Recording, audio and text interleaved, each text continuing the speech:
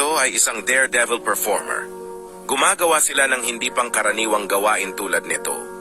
Ang taong ito ay si Wu Yongning, 26 anyos, kung saan nagpe-perform siya ng mga stands sa mga rooftop. Ginagawa niya ito na walang man lang suot na safety equipment.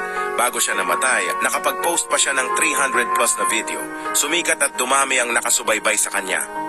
Madaming bumilib sa ginagawa niya. Sa pagsikat niya, madaming tao ang gusto mag-request na gawin niya ang mahihirap at nakakatakot na stands tulad ng mag-pull-ups sa gilid ng building. Bakit nga ba ginagawa nila ang gantong gawain? Dahil sa pera. Madaming tao ang nagbabayad ng malaking halaga para lang gawin ang request nila.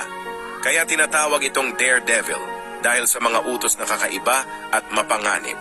Ngunit ang pinakahuli niya naging performance ay sa tuktok ng 62-story Chinese skyscraper. Siya ay umakyat dito na walang gamit na safety equipment. Lakas ng loob at lakas ng katawan ang gamit niya. Sa pag-akyat niya sa 62-story building, hindi niya inaasahan na ito na pala ang huli.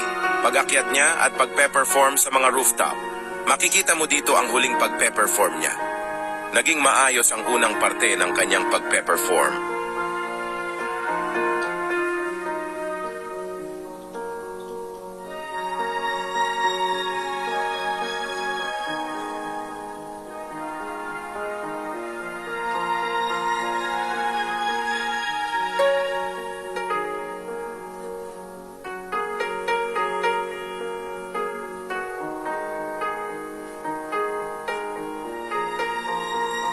Kung makikita mo, mukhang walang naging problema sa kanyang pagpupull-ups. Ngunit sa dami at tagal niya nagpupull-ups, nahirapan na siya itaas ang kanyang kamay. Dahilan kung bakit siya nakabitaw. Kung ikaw ang tatanungin, kaya mo ba gawin to para sa pera?